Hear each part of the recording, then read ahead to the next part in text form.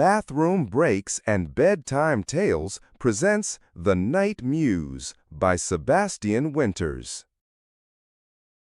The flyer had been nothing more than desperation stapled to a telephone pole. Free portrait sittings. Any subject. Any face. I told myself it was a study exercise, a way to keep my hand moving, but I knew better. It was a plea disguised as generosity. A white flag to a city that no longer noticed me. I didn't expect her to come. Not then, not like that. In fact, being the night before Halloween, I didn't really expect anything at all. Just another night of TV dinner and trying to paint something inspirational from memory.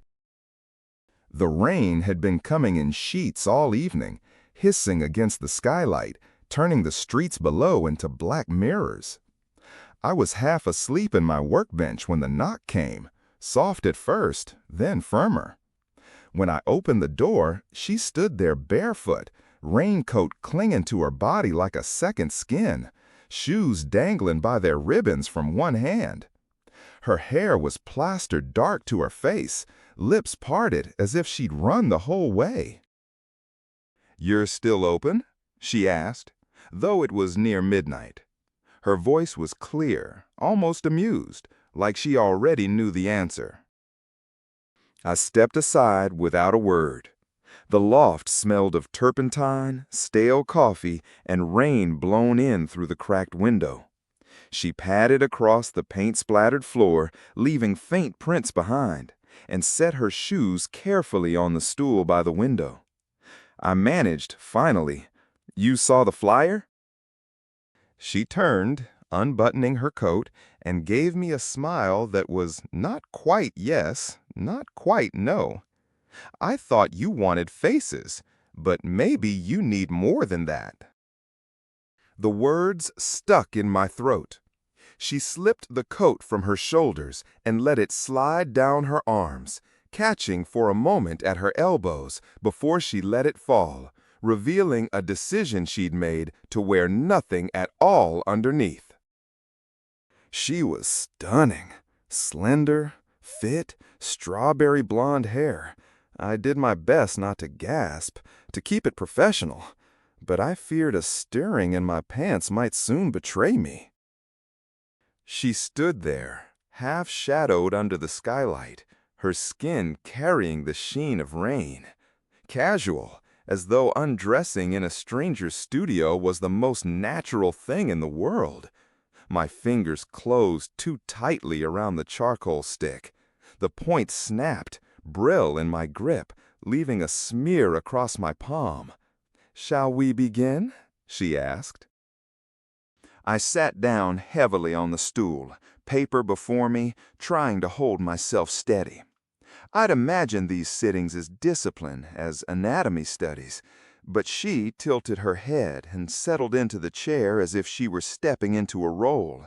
One leg crossed over the other, her shoulders drawn back, her gaze pinned on me instead of drifting into distance like every other sitter I'd known. I put charcoal to paper. The first line came jagged, then another, darker, pressing too hard. My hand trembled. I hadn't drawn with urgency in months, maybe years. "You look as though you're in pain," she said. Her tone wasn't cruel, but it carried amusement, curiosity. I muttered something. "I'm fine, hold still." But she only laughed softly and shifted her pose, stretching her arms above her head, making me chase the shape of her with broken lines. "You paint with detachment," she said finally. "Is that what this is? Detached faces, detached bodies? Or do you ever let yourself want what you see?" The room seemed smaller with her words in it, the air thicker, heavy with turpentine and rain. My throat was dry, my hand unsteady. I pressed harder into the page, as though force could disguise the truth. She tilted forward, chin propped on her hand, eyes fixed on me. "I want to know," she murmured. "Do you?" She moved as though the chair were a stage, not a place to rest. One knee tucked under, her spine a gentle curve, her gaze unbroken. She was utterly unashamed, the rain still glistening on her shoulders. I told myself to focus, proportion, line, shadow, but my eye betrayed me, tracing the hollow at her collarbone, the arch of her back where droplets gathered and slipped. The studio creaked with her every adjustment.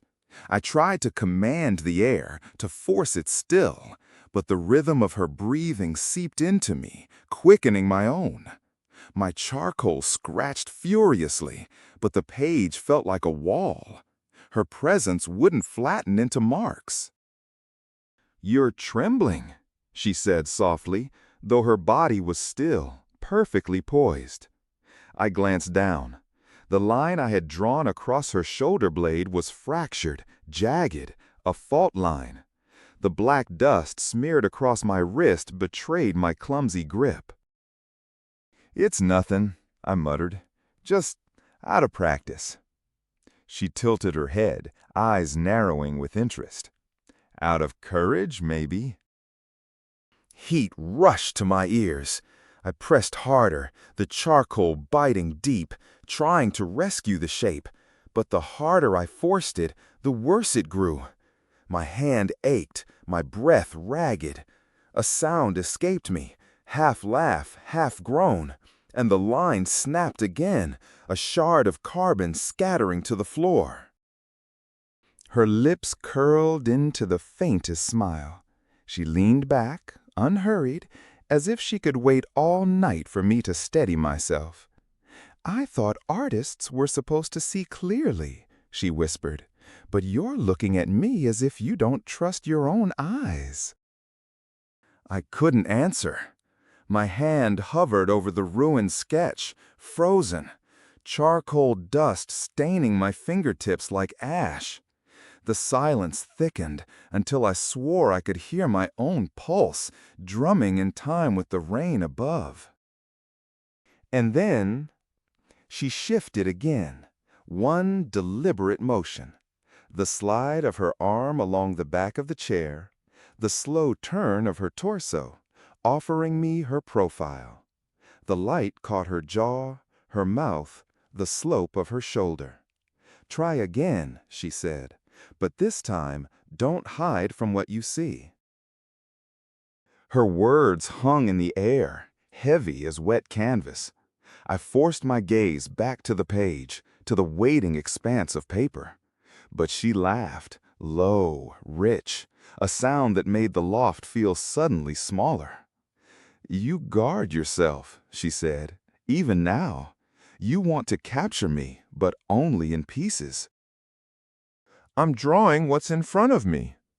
The protest sounded thin, even to me. "No," she said simply.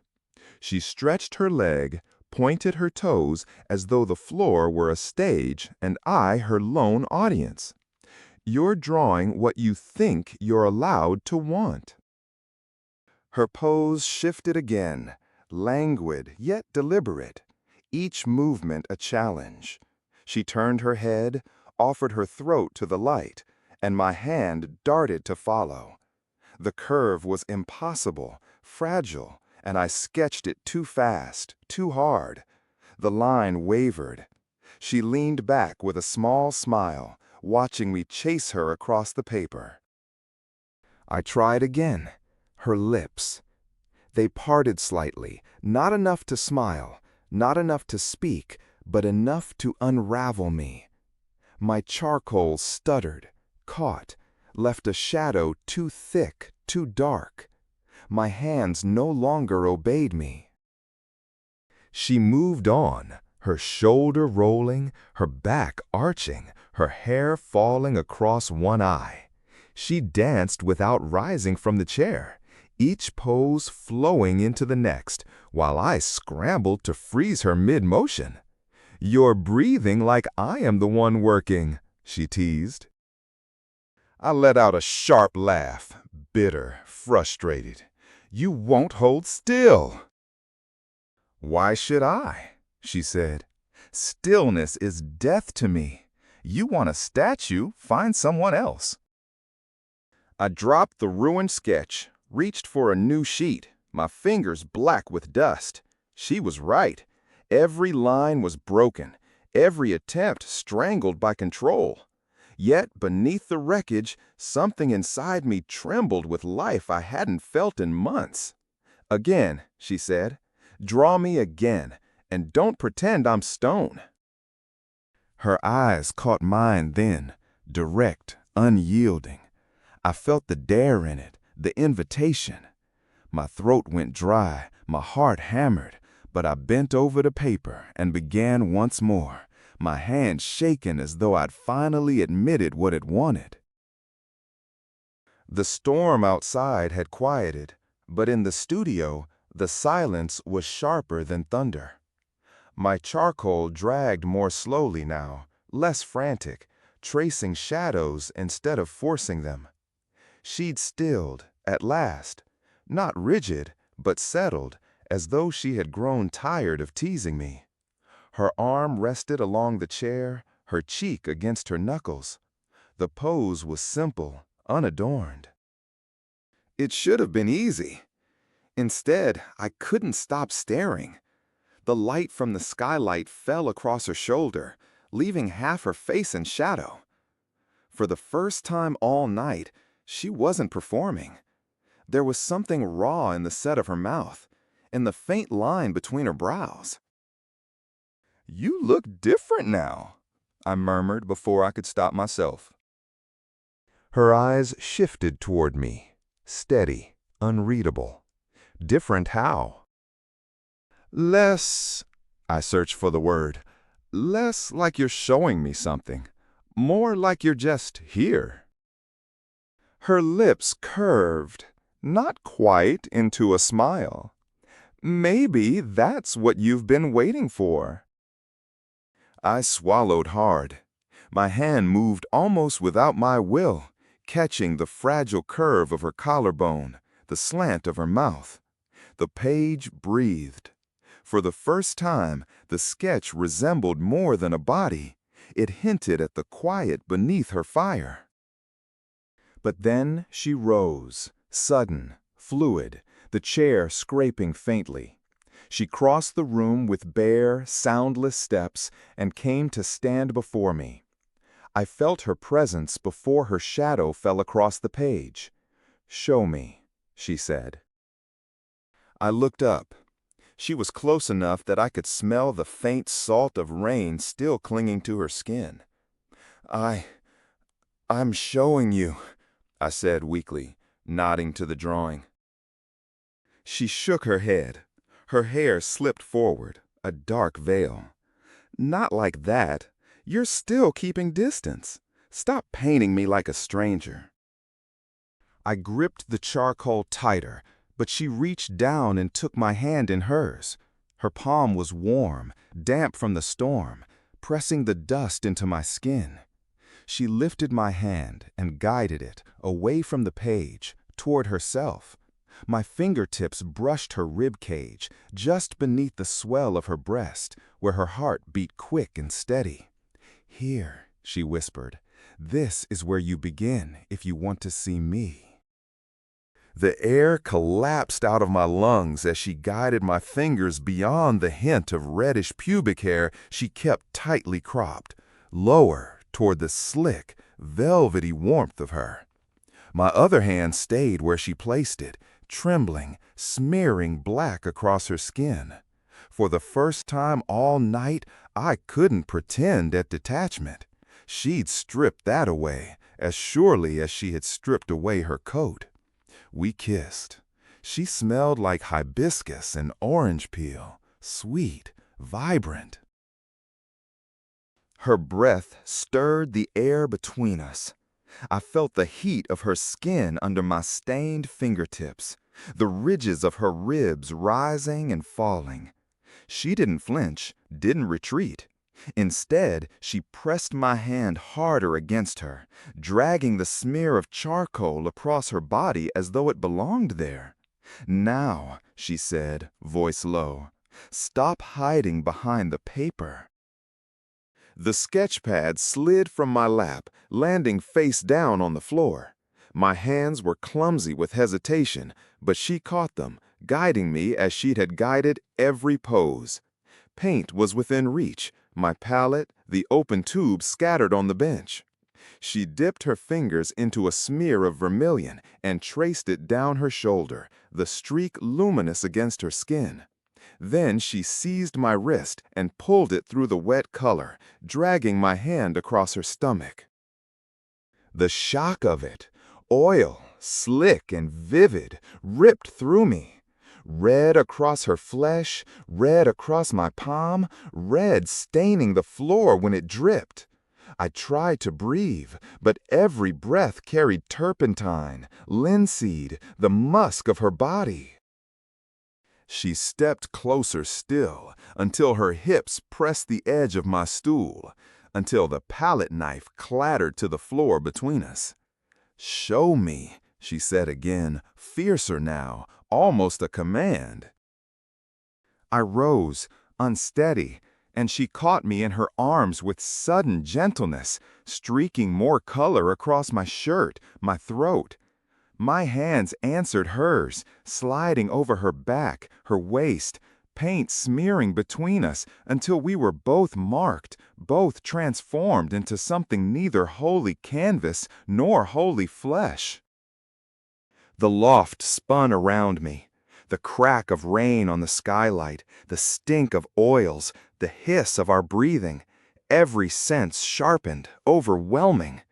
She pulled me down with her onto the scattered drop cloths, the half-finished canvases crumpling beneath us. Our bodies tangled, paint spreading in wild arcs, bruising the floor with our motion. When it ended, the storm had passed. The skylight glowed faint with moonlight, pale and cold over the wreckage we'd made. I lay on my back, lungs burning, hands raw with color. Beside me, she stretched like a cat, her hair matted with streaks of cobalt and red. For a long while, neither of us spoke. The silence was no longer tense, but vast, as though words might collapse it. I turned to the easel instead. The painting waited there. I hadn't been aware of finishing it. Perhaps I hadn't. But on the canvas, lines and strokes clashed into something alive. Her body, yes, but more than that. The tension of her gaze, the storm she'd carried into me, the mark she'd left that would not wash away. My chest tightened.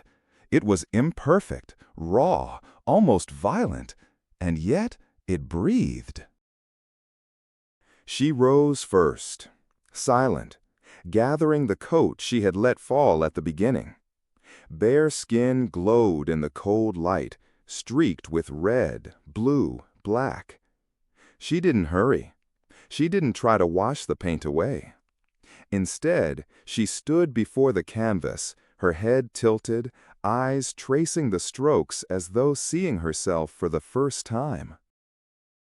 I pushed myself upright, heart thudding, waiting for her verdict. The silence stretched until I could hardly bear it. Then she exhaled, slow, steady. "That's me," she whispered. "Not the dancer, not the body, me." Her fingers brushed her cheek, smearing color further, but her gaze stayed on the painting. I didn't know if it was praise or accusation. Both, maybe. The truth was heavy enough to be either. She turned at last, came to me, and pressed a paint-smeared hand against my face. Her touch was cool, damp with oil, tender in a way that broke me open more than her challenge ever had. She leaned close, lips grazing my ear. "Now you remember how to see." And then she was gone, coat drawn back over her shoulders, closed tightly, shoes dangling once more from her fingers. Bare feet padded across the floor, down the stairs, into the night. The echo of her steps faded into the city until nothing remained but the smell of paint and the ruin we had made of the studio. I stayed where I was, staring at the canvas. It trembled in the moonlight, alive with color, a wound and a gift at once. I felt terror coil in my gut, the sharp thrill of obsession, the knowledge that nothing I painted again would ever be the same. I had clawed my way out of the grave I'd dug, but at a price I couldn't yet name. Still, I couldn't look away. She was so beautiful. How on earth could I have gotten so lucky? She was still on my mind as I ambled through the loft apartment the next morning. The smell of coffee and last night's turpentine clung to the loft, a stale bitterness that did nothing to steady me. Morning light broke through the skylight, hard and pitiless, revealing every ruin. Canvases overturned, brushes stiffening in their jars, the drop cloth smeared into a map of our bodies. I sat at the table, cradle in the mug between both hands. The coffee was scorched, metallic on my tongue, but I kept drinking. My eyes never strayed far from the easel. The painting still breathed. Her eyes followed me, daring, alive. I caught myself whispering to her, almost under my breath, as if she could answer. A knock on the door startled me enough that coffee slashed down my wrist. I opened the door to find the landlord, Mr. Dwyer, hat in hand, his coat smelling faintly of wet wool. "Morning," he said, genial as always. "Figured I'd save you the trouble of hunting me down. Rent day." "Of course," I said, stepping back to let him in. "Let me get my checkbook." He shuffled in, wiping his shoes on the mat, his eyes wandering without much interest, until they caught on the easel. He stopped dead. I heard the shift in his breathing before I saw his face, a faint hiss, like he'd swallowed a gasp. By the time I returned, checkbook in hand, he was standing directly in front of the painting. His complexion had gone waxy. "Where'd you get this?" His voice was flat, too calm, as though holding something back. I smiled faintly, still high on the pride of it. "A commission, in a way. She came in late last night, rain-soaked, bold as brass. Dancer, she said. Not shy, not at all shy." I chuckled, shaking my head at the memory. "I've never had a sitting like it." He kept staring. "Do you know who that is?" "No. Should I?" He rubbed the brim of his hat, lips pressed thin. Then, almost conversationally, he said, "Her name, I knew her as Sarah Brownstone. She used to live here, long before you took the place." I smirked, thinking of the supple flesh of the girl from the day before, flipping open the checkbook. "Couldn't have been that long ago. She's younger than I am." He let out an exasperated sigh. "Ever heard of the night muse?" His eyes never left the painting. "Sure," I said. "Urban legend. Everyone's heard of her. What's that got to do with?" He interrupted me. "It has everything to do with her." He pointed at the picture accusingly. The woman in that picture was the night muse. She lived here 26 years ago. Seemed sweet as pie. But she had a secret life. She lured artists like you into her bedroom, had sex with them, and then, when they invariably returned the next day to rekindle the night they'd had before, she killed them." I laughed, brittle. "You're joking." "No joke." He tapped his temple. "I remember it clearly. I almost had a little fun with her myself.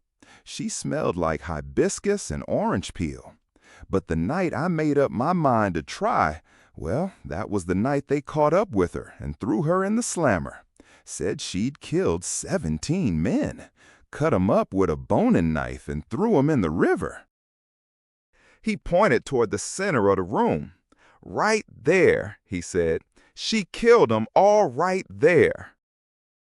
I swallowed the lump in my throat and tried not to remember her scent. My pen slipped in my grip, ink blotting the check. A tremor climbed my spine, the kind you can't shake. Finally, I released a forced chuckle. One thing for sure, the girl who came here last night wasn't old enough to be the same one. Not even close. Like I said, she was younger than I am, and I'm 31.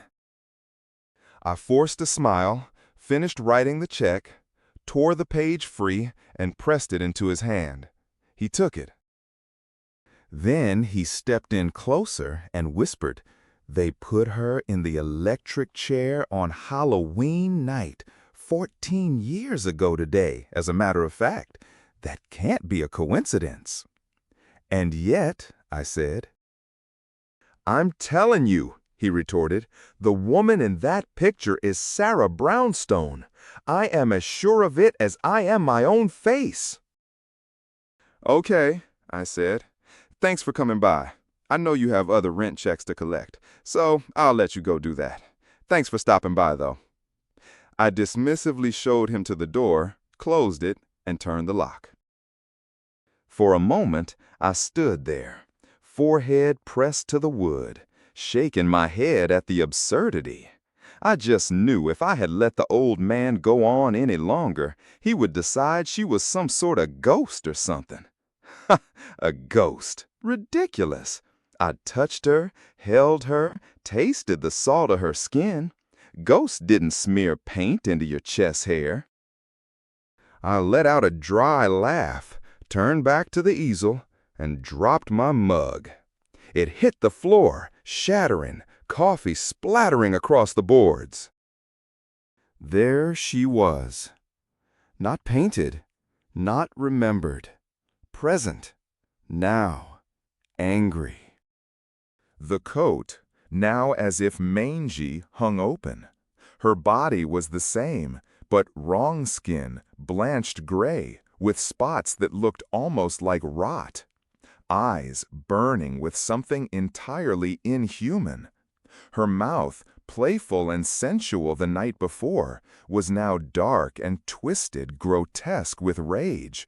And in her hand, glinting in the morning light, was a large boning knife. Raised, poised. "Welcome back," she snarled with a voice that sounded inhuman. I tried to scream, but the sound died in my throat. I felt all of the blood in my extremities rush into my core, and I nearly vomited. The air thickened, colder than the storm had ever been. Every nerve in me fired at once, the sixth sense that tells you your death is standing inches away. And this time, I knew for sure it was. The metallic taste of adrenaline slammed into my mouth and closed the back of my throat. She lunged before I could find my scream.